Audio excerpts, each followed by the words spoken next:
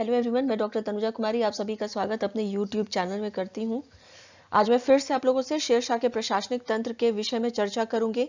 शेरशाह से संबंधित अपने पिछले वीडियो में मैंने शेरशाह के प्रारंभिक जीवन तथा उसकी प्रशासनिक व्यवस्था के अंतर्गत केंद्रीय प्रशासन और प्रांतीय प्रशासन पर विस्तृत रूप से चर्चा किया था।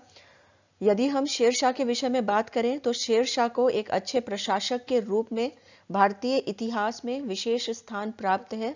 अपने छोटे से शासन अवधि में ही उसने अपने आप को एक प्रशासक के रूप में स्थापित किया था और उसने प्रशासन का अवलोकन और अनुसरण कई महत्वपूर्ण शासकों के द्वारा भी किया गया है। अगर आपने मेरे YouTube चैनल को सब्सक्राइब नहीं किया है तो कृपया कर इसे सब्सक्राइब कर लें, जिससे कि भविष्य में मेरे द्वारा अपलोड किए जाने वाले वीडियो से संबंधित नोटिफिकेशंस आपको प्राप्त हो सके और आप इससे लाभान्वित हो सके।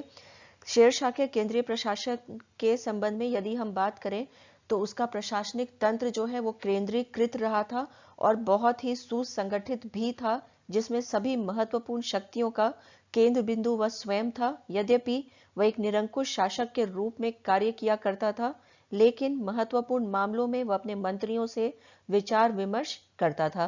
केंद्रीय प्रशासन को व्यवस्थित ढंग से लागू करने के लिए उसने संपूर्ण साम्राज्य को 47 सरकारों में विभाजित किया था। शेरशाह के प्रशासन को समझने के लिए मैंने पिछले वीडियो में आपसे बंगाल के संदर्भ में उसके प्रशासन का उल्लेख किया था, जिसमें मैंने यह बताया था कि शेरशाह ने बंगाल के सूबे को 19 सरकारों में बांट दिया था।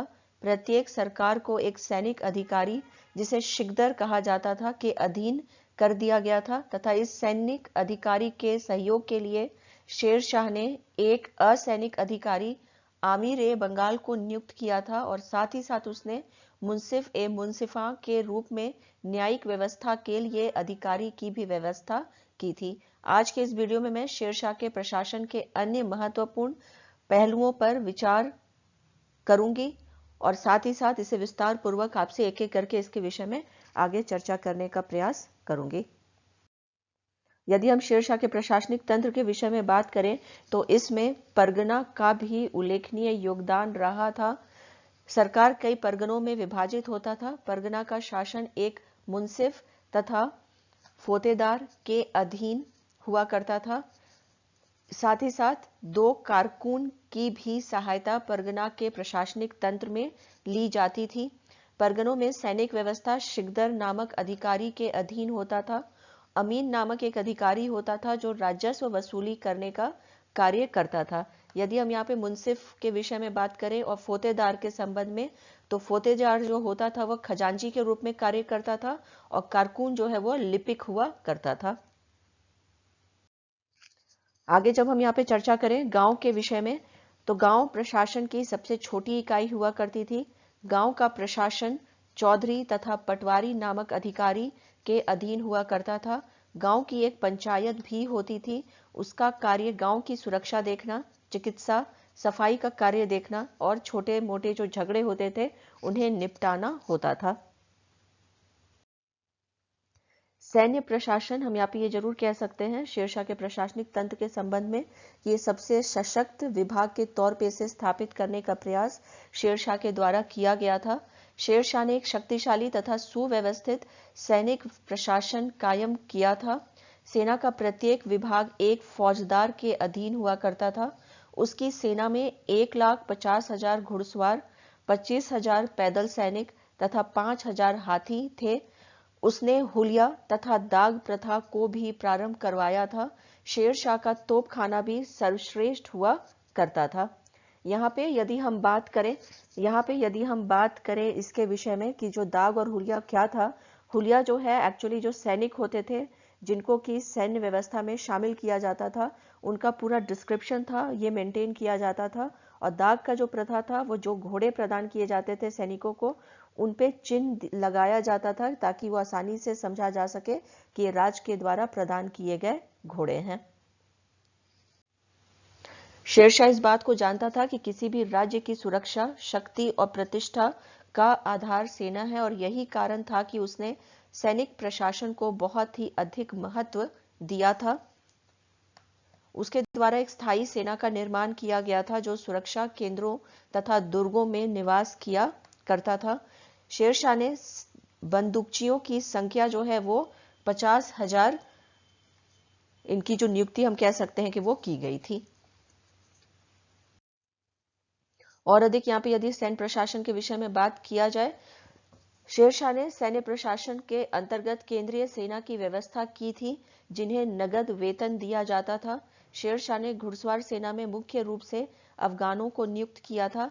प्रांतों के गवर्नर के पास सेनाएं रहती थीं, लेकिन इस बात का ध्यान रखा गया था कि वह इतनी अधिक नहीं हो कि भविष्य में शेरशाह के लिए संकट बन सके। प्रांतों के गवर्नर को सेनाओं को वेतन के लिए जागीर दी जाती थी, जिससे सैनिक उसके प्रति निष्ठावान रहें। शेरशाह के द्वारा अपने साम्राज्य की सुरक्षा को ध्यान में रखते हुए रायसेन, ग्वालियर, रोहतास और बयाना जैसे महत्वपूर्ण जगहों पर सैनिकों की स्थायी टुकड़ी रखी गई थी। शेरशाह के प्रशासनिक तंत्र की व्यवस्था की जो विशेषता रही थी, उसमें जिस प्रकार से सैन्य प्रशासन बहुत अधिक सशक्त रहा था, ठीक इसी प्रकार से राजस्व व्यवस्था को भी शेरशाह ने शक्तिशाली तौर पे और सशक्त तौर पे स्थापित करने का कार्य किया था। राज्य के आय के संदर्भ में यदि हम बात करें तो इसका जो मुख्य स्रोत था वह नमक कर, व्यापारिक कर, लूट के माल का 1/5 भाग और जजिया कर इत्यादि था। लगान व्यवस्था की मुख्य विशेषताएं रही थीं कि शेरशाह की लगान व्यवस्था रैयतवाड़ी थी, जिसमें किसानों से सीधे संपर्क किया जाता था। उत्पादन के आधार पर भूमि को 3 श्रेणियों में विभाजित किया गया था, जिनमें अच्छी, मध्यम और बुरे प्रकार के भूमि को विभाजित किया गया था। औसत पैदावार का 1/4 भाग लगान के रूप में लिया जाता था। किसानों की सुविधा के लिए लगान सिक्के की शक्ल में या गल्ले की शक्ल में लिया जाता था। जल्द नष्ट होने वाली वस्तुओं का लगान सिक्के के रूप में लिया जाता था। किसानों को फसल पर लगान वर्ष में 2 बार जमा करने की सुविधा भी प्रदान की गई थी। किसानों को सरकार की तरफ से पट्टे भी दिए जाते थे। लगान वसूली करने वाले अधिकारियों के वेतन के लिए किसानों को जरीमाना तथा महासिलाना नामक कर देना पड़ता था, जो पैदावार का 2.5 से 5% तक का था। किसान को पैदावार का 2.5% अकाल, बाढ़ जैसे समय में सुरक्षा के लिए सरकारी गल्ला घरों में गल्लों के रूप में देना पड़ता था। न्यायिक व्यवस्था के विषय में यदि हम बात करें तो शेरशाह साम्राज्य का सर्वोच्च न्यायाधीश हुआ करता था तथा प्रत्येक बुधवार को न्याय प्रदान करने का कार्य किया जाता था। दीवानी मामलों की सुनवाई मुंसिफ ए मुंसिफा के द्वारा किया जाता था और इसी प्रकार से फौजदारी मामलों की सुनवाई शिकदर ए शिकदरा के द्वारा किया जाता था तथा सूबेदार भी किया करते थे इनकी सुनवाई। साथ ही साथ हम ये भी देखते हैं कि जो सजा है वो बहुत ही कठोर हुआ करता था। शेरशाह ने निष्पक्ष न्याय की व्यवस्था की थी। उसका यह विचार था कि धार्मिक कृत्यों में न्याय सर्वश्रेष्ठ है और काफिरों तथा मुसलमानों दोनों को राजा स्वीकार करते हैं। उसने हमेशा मजदूरों का पक्ष लिया था और उत्पीड़न के विरुद्ध कार्रवाई भी की थी। न्याय प्रशासन के अंतर्गत वह प्रत्येक मामलों में जांच करने के पश्चात निर्णय लिया करता था। न्याय व्यवस्था के अंतर्गत शेरशाह ने स्थानीय उत्तरदायित्व का सिद्धांत का समर्थन किया था, जिसके अनुसार शांति व्यवस्था स्थापित करने की जिम्मेदारी स्थानीय अधिकारियों पर थी। अगर किसी अपराधी के संदर्भ में पता नहीं चलता था तो गांव के मुकद्दम को गिरफ्तार कर लिया जाता था तथा उससे क्षतिपूर्ति करवाई जाती थी। शेरशाह के प्रशासनिक तंत्र के अधीन यदि हम पुलिस व्यवस्था के विषय में बात करें तो शेरशाह के शासनकाल में पुलिस व्यवस्था का कोई जिक्र नहीं मिलता है। सैनिक अधिकारी ही राज्य में तथा चौधरी गांव में पुलिस व्यवस्था की देखरेख किया करते थे। शेरशाह के प्रशासनिक तंत्र के अधीन यदि हम गुप्तचर और सूचना विभाग के विषय में चर्चा करते हैं तो यहाँ पे ये कहा जा सकता है कि शेरशाह का गुप्तचर विभाग सर्वश्रेष्ठ था। प्रत्येक सूबेदार सेना अधिकारी के साथ गुप्तचर नियुक्त किया करते थे। गुप्तचर की नियुक्ति प्रत्येक राज्य एवं नगर में किया जाता था। प्रत्येक सराय में 2 घोड़े सूचना देने वाले के प्रयोग के लिए रखे जाते थे। शेरशाह ने एक प्रभावशाली गुप्तचर प्रणाली की व्यवस्था की थी। शेरशाह अपने आदेशों के पालन के संदर्भ में जांच करने के लिए उस पर नजर रखने के लिए प्रत्येक अमीर के दल के साथ विश्वसनीय गुप्तचर नियुक्त किया करता था, जो शेरशाह को उन अमीरों तथा जनता के संदर्भ में समय समय पर महत्वपूर्ण सूचना प्रदान करने का कार्य करते थे। शेरशाह गुप्तचर के माध्यम से राज्य के न्याय, सामान्य प्रशासन, बाजार की कीमतें, राज्य व्यवस्था सभी के संदर्भ में सूचना एकत्रित किया करता था। सड़कों और सराय के विषय में यदि यहाँ पे बात की जाए तो शेरशाह के शासनकाल की एक बहुत बड़ी उसकी ये उपलब्धि रही थी कि उसने उस समय सड़कों और सरायों का निर्माण करवाया था। शेरशाह ने कई नए सड़कों का निर्माण करवाया था तथा पुरानी सड़कों का मरम्मत भी करवाया था। शेरशाह की 4 प्रमुख सड़कें रही थीं। पहला, बंगाल के सोनारगांव से लेकर आगरा, दिल्ली, लाहौर होते हुए पंजाब के अटक तक। दूसरा, आगरा से बहरनपुर तक। तीसरा, जोधपुर से चित्तौड़ तक। और चौथा, लाहौर से मुल्तान तक। शेरशाह सड़कों पर प्रायः 2-2 कोस के दूरी पर सरायों का निर्माण करवाया करता था। उसने 1700 सरायों का निर्माण करवाया था। शेरशाह के शासनकाल के समय में जो मुद्रा प्रणाली उसके द्वारा विकसित की गई थी या स्थापित की गई थी, यह भी हम कह सकते हैं कि शेरशाह का एक बहुत बड़ा उपलब्धि रहा था और मुद्रा प्रणाली के क्षेत्र में भी उसने कई सुधार किए थे। शेरशाह का प्रशासन अपने मुद्रा सुधारों के लिए जाना जाता है और शेरशाह ने पुरानी मुद्राओं के प्रचलन पर प्रतिबंध लगा दिया था तथा उसके स्थान पर सोने, चांदी और तांबे के सिक्के चलवाए थे। शेरशाह के सिक्कों में 2 सिक्के महत्वपूर्ण हैं। पहला, चांदी का रुपया जिसका जो वेट होता था वह 178 ग्रेन था। वहीं दूसरी ओर जो तांबे का सिक्का था जिसे हम दाम के नाम से जानते हैं और इसका जो वेट या भार रहा था वह 380 ग्रेन का था। शेरशाह ने सोने की मुद्रा को अलग अलग वजन में भी जारी किया था, जो 166.4, 167 और 168.5 ग्रेन का हुआ करता था। अगर हम चांदी के रुपये और तांबे के दाम के संबंध का अध्ययन करें तो हमें यह दिखाई देता है कि एक चांदी का रुपया 64 दाम के बराबर हुआ करता था। शेरशाह की मुद्राएं वृत्ताकार तथा वर्गाकार दोनों प्रकार में जारी की गई थी। शेरशाह के सिक्कों पर अरबी लिपि में शेरशाह का नाम, पदवी और टकसाल का नाम उत्कीर्ण रहता था। यद्यपि कुछ सिक्कों पर देवनागरी लिपि में भी शेरशाह का नाम अंकित पाया गया है। शेरशाह के नाम के साथ चारों खलीफाओं का नाम भी कुछ सिक्कों पर अंकित पाया गया है। शेरशाह के समय टकसालों की कुल संख्या 23 रही थी।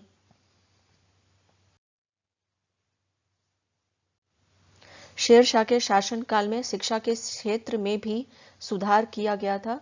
शेरशाह ने पाठशालाओं को आर्थिक सहायता प्रदान करने का कार्य किया था। प्रत्येक मस्जिद में मकतबों की स्थापना कर उच्च शिक्षा को प्रोत्साहन दिया गया था। निर्धन छात्रों को छात्रवृत्ति भी प्रदान की जाती थी। शेरशाह के शासनकाल में साहित्य एवं कला के क्षेत्र में भी प्रगति हुई थी। उसके शासनकाल में मलिक मोहम्मद जैसी ने पद्मावत की रचना की थी। रोहतासगढ़ का दुर्ग और सासाराम का मकबरा श्रेष्ठ इमारतों का निर्माण शेरशाह के शासन के अधीन हुआ था। उसने कन्नौज नगर को बर्बाद कर शेर सूर नामक नगर की स्थापना की थी। निष्कर्षतः हम यह कह सकते हैं कि शेरशाह ने अपने छोटे से शासनकाल में ही प्रशासन के अंतर्गत कई महत्वपूर्ण कदम उठाए थे।